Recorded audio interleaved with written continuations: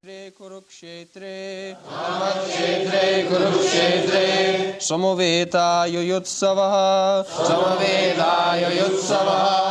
māmakāḥ pāṇḍavāś caiva, kim akurvata Sañjaya,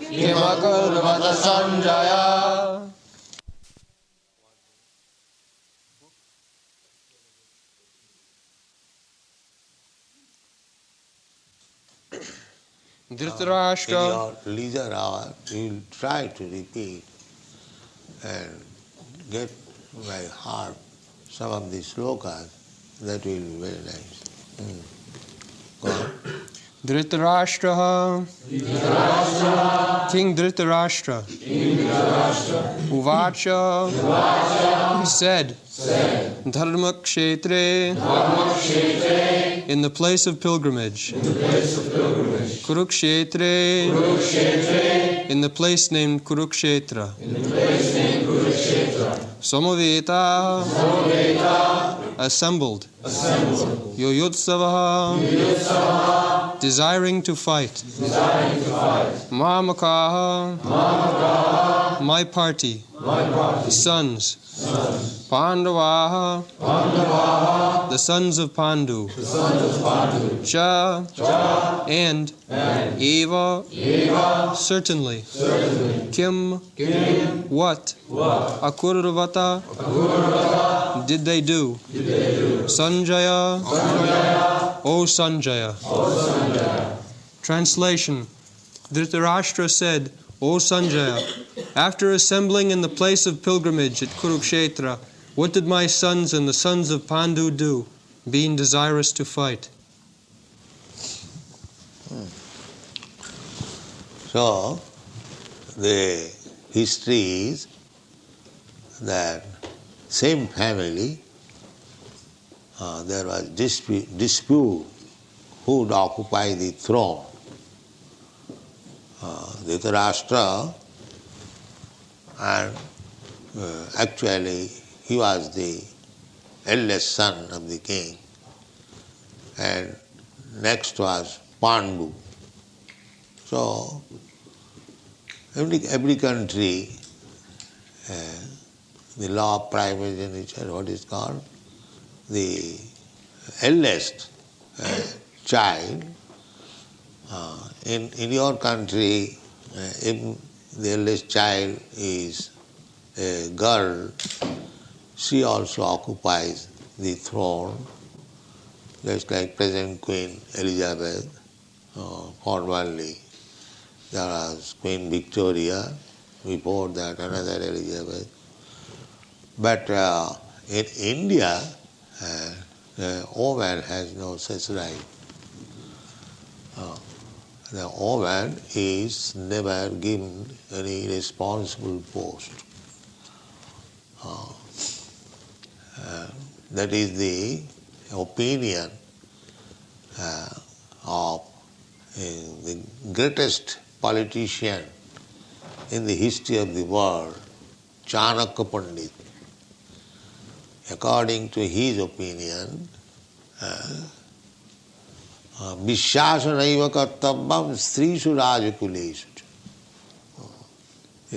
He has given his explicit opinion that you cannot trust with any responsible post or any responsibility with women and politicians.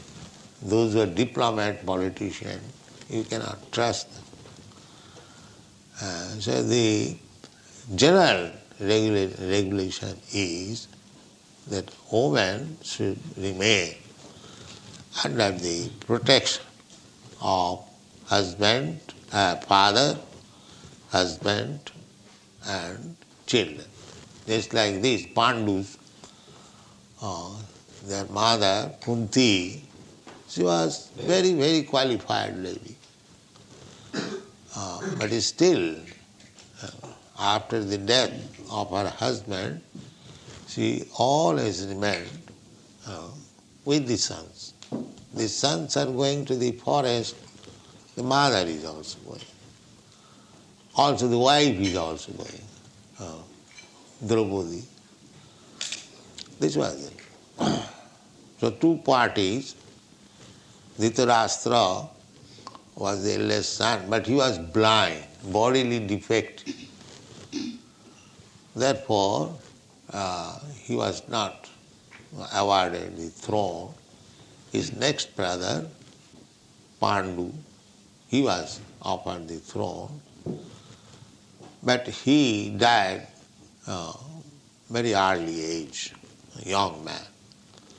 When these Pāṇḍus, the 5 sons, Yudhishthira, Maharaj, at that time not Maharaj, Yudhishthira, Bhīma, Arjuna, Nakula, Sahadeva, they were very small children. So, they were taken care of by Dhṛtarāṣṭra and other elderly family. Bhishma Dev, he was the grandfather of the Pāṇḍavāś. He was the elder uncle of Dhṛtarāṣṭra. Bhishma was elder brother of Dhṛtarāṣṭra's father.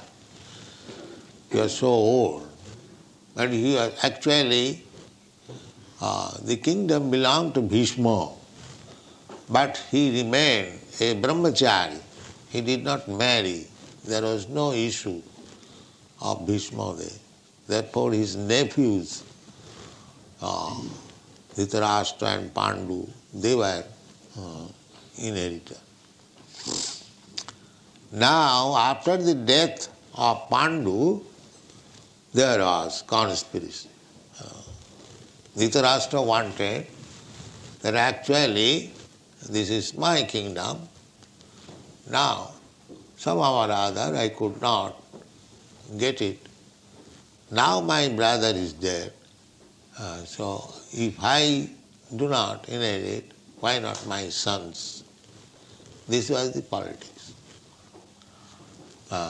Politics are always there. And enviness, jealousy, this is the nature of this material world.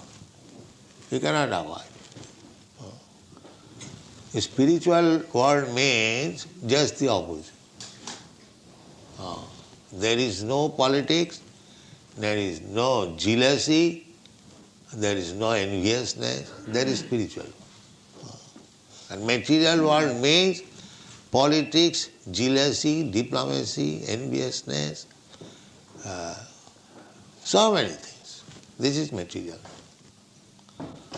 So, even in the heavenly planets, these things are there, politics. Even in animal kingdom, these politics are there. This is the nature. Matsarata. Matsarata means envious. One man is envious of another man. It doesn't matter. Even their brothers or family members. Here, the family members. Dhṛtarāṣṭra and Pāṇḍu, 2 brothers, their sons, their family members, but the enviousness. So the Krishna consciousness movement is not for the persons who are envious. Envious. It is a movement to train people how to become not envious. It is very first-class scientific movement. Yes. Not to become envious. Therefore, Srimad Bhagavatam in the beginning introduces dharma-kṣetre kaiva atra. In this Srimad Bhagavatam, dharma, religious principle, cheating type of religious principle is completely eradicated, thrown out, projit, kicked out, projit. It's like you collect all the dirty things from the room, sweeping, and then kick out. Don't keep it within the room. Similarly, cheating type of religious system kicked out. It is not such religion, this religion, that religion. Any religion system. If there is jealousy, that is not religion. Jealousy means, we should understand jealousy. What is jealousy? Jealousy means that you are rightful owner of something. I won't allow you to take it. This is jealousy. This is jealousy. Jealousy, try to understand. Suppose you are rightful owner of something, and I am trying that you don't own it, I shall own it. Or somebody own it, I shall not allow it. This is jealousy.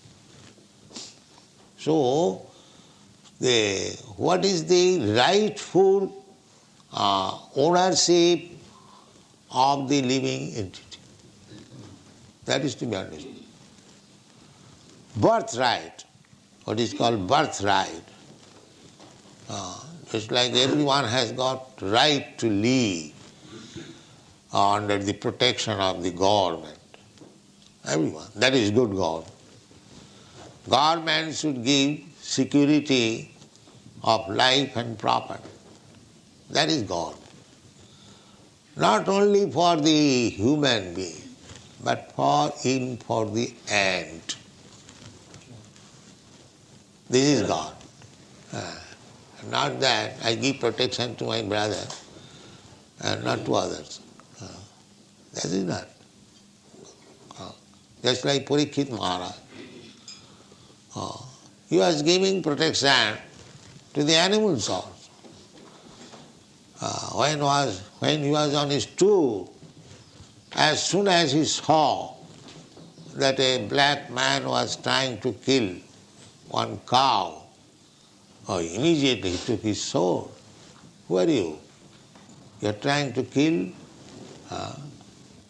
So this is good government.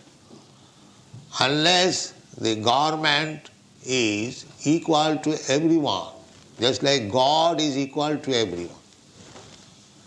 The king or the government must be representative of God. Therefore, according to Vedic civilization, king is offered as good respect as to the Supreme Personality of God. King is called Naradeva. Naradeva. That means God in human form. King is given. Why? Because he acts as the representative of God. He cannot be jealous to any living entity, at least born in his kingdom. That is called praja. Praja means one who has taken birth, or in other words, national. National. So that was the duty. So, formerly, when there was fight between two kings, it is on the principle that who is giving good protection to the citizens, not for personal profit. Who is able to give good protection, life, security for life and property, he should become king. So, these persons, these Dhṛtarāṣṭra and his sons, they are jealous. How they could give protection to the citizens? They are themselves jealous. Just like nowadays, all these politicians, they are jealous. They cannot give any protection to the citizens. They are simply interested with their party politics. They have no time even to think how to give nice protection to the citizen so that they may feel happy always that we have got good government, there is no cause of anxiety, we have got sufficient food, sufficient protection, sufficient opulence, everything sufficient. And that is good Lord. So, here, Dhṛtarāṣṭra, he is jealous. He cannot give any good government. Krishna knew it.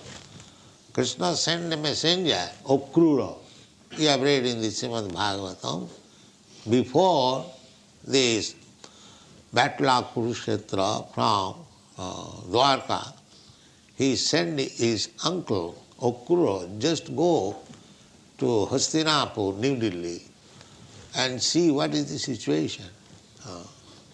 So Akrura understood that Dhṛtarāṣṭra was planning something. So he talked with him that why you are implicated in such planning. Krishna does not want it. Although Dhṛtarāṣṭra knew that Krishna was the Supreme Personality of Godhead. So Dhṛtarāṣṭra said that I know that what I am planning, that is not good. I know Krishna, the Supreme Personality of Godhead, and he has requested me. But I tell you frankly, I cannot do without him. So when Krishna will be pleased upon me, I may be. So this is the position of the materialistic person. A materialistic person knows that he is sinful. A materialistic person knows that whatever he is doing is wrong, but he cannot check. Just like a thief. A thief knows that if he commits stealing, he will be arrested, he will be punished. He knows. Because he heard from law books, from other sources, and he has also seen that a thief is arrested and is taken by the police for being punished. So we have got two kinds of experiences, by hearing and by seeing, direct. In Bengali it is called Dekha Shuna. In India it is called. The two kinds of experience. One by seeing, practically experiencing, hand to hand. Another by hearing. So one who is intelligent, he gets his experience simply by hearing from the right source. That is nice. So our process is that we are getting experience about the perfect knowledge, the destination of life, simply by hearing from Krishna. So we are the most intelligent person. It is not possible to experience directly. But if one has got intelligence, then simply by hearing and considering and thinking over it, he gets the experience. So, those who are very sinful, they get experience by hearing and by directly seeing also. Still they cannot check from sinful activities. So Dhṛtarāṣṭra, by his sinful activities, he became so much fallen that he did not hear anybody's advice, Viduru's advice, Bhishma's advice, that don't plan like this. They are rightful owners. The Pāṇḍavāś, they are rightful owners. They are minor, but don't try to cheat them. But Dhṛtarāṣṭra was. So when the planning was complete and the war field was set up at dharma-kṣetre, Kurukṣetra. Dharma-kṣetra means Kurukṣetra, that place is a pilgrimage. People still go to observe a religious ritualistic performances, and in the Vedas there is injunction, kuru-kṣetre dharma-kṣetre. If you want to perform some ritualistic ceremonies, religious, then go to Kurukṣetra. So Kurukṣetra is a dharma-kṣetra. It is not a fictitious thing, just like rascal commentators, so-called. They say Kurukṣetra means this body. It is not that. As it is. Try to understand Bhagavad Gita as it is. Kurukṣetra, dharma-kṣetra. It is a place of religion. And especially when Krishna was present there, it is already. Why this house? Before our occupation, why this house was an ordinary house? Now it is temple. It is dharma-kṣetra. It is a religious place. Why? Because Krishna is there. Krishna is there. So, either you take Kurukṣetra, ordinary place, but because in the battlefield Krishna was there directing Arjuna, so it is already dharma-kṣetra. So formerly people were religiously trained up, so they could not speak lies in a dharma-kṣetra. That is still the practice, just like in the Western world, the Christians go to the church, they admit confession. Yes, I have done it. But that has become a formality. But actually, one should admit in religious place that yes, I have done it. But that does not mean you admit and again do it. No. You admit once, then you are excused. But don't do it again. So here, Dhṛtarāṣṭra says, samavetā yuyutsavaḥ, all these people, my sons, māmakāḥ, māmakāḥ, that means my sons, and Pāṇḍavāś, and my brother Pāṇḍu, samavetā, they assemble. What is the purpose? The purpose is yuyutsavaḥ. This word jujutsu is still used in Japan. Perhaps you know, jujutsu, fighting. So jujutsu, those who are desirous of fighting. Now, both the parties were desiring to fight and they assembled. Why he is asking question, kim akurvata? What did they do? Because he was a little doubtful that these boys, after being assembled in dharma-kṣetre, they might have changed their ideas. They might have settled up. Actually, the sons of Dhṛtarāṣṭra might have admitted, yes, Pāṇḍavāś, you are actually the owner. What is the use of unnecessary fighting? So he was very much anxious whether they have changed their decision. Therefore he is asking. Otherwise there is no question of asking. Kim akurvata? Just like if you are giving food, if I ask somebody that such and such gentleman was served with nice dishes, then what did he do? This is foolish question. He will eat. That's all. What is the question of what did he do? Similarly, when it is already settled up that they were to fight, there is no such question as kim akurvata. What did they do? But he asked this question because he was doubtful whether they had changed their opinion. Kim akurvata Sañjaya. He was asking his secretary. He was blind man. He was always conducted by secretary Sañjaya, a very faithful secretary, and he is explaining the Bhagavad Gita, and by experiencing by television within the heart. That art is not yet developed. We have got television through machine, but there is another television. You can see within your heart everything, what is going on outside. So that television was known too, that will be explained by Sañjaya, that by the grace of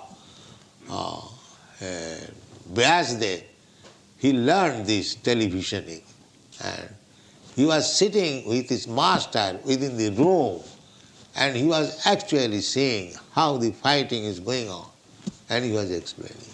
This is the basic principle of Bhagavad Gita, the basic platform. So let us discuss gradually one after. Thank you very much. Hare Krishna. Reader took Bhagavad Gita and became a sadhu, Mahatma. But when they found that a Mahatma is leader and he is a great student of Bhagavad Gita and very great, all people gathered around him. Although he was a politician, he has nothing to do with Bhagavad Gita or Mahatma, no. Because the definition of Mahatma is given in the Bhagavad Gita. The definition of Mahatma is there.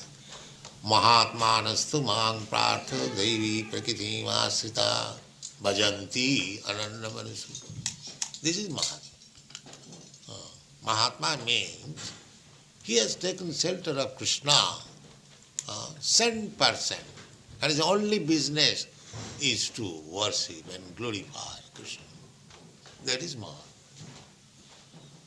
So, Gandhi never believed that there was Krishna. But he became Mahatma by popular vote. That's all. That kind of Mahatma is not accepted by the Shastra. Mahatma means, first symptom of Mahatma is that he must be a great devotee of Krishna. That is Mahatma. That is Mahatmanastu māṃ prārtho devi prakritim āsrita. And he is not under any material world. He is in the spiritual world. Devi prakritim āsrita. And what is the symptom? Bhajanti anandamanasu. Anandamanasu, without any diversity. He is simply devoted to Krishna. This is Mahatma.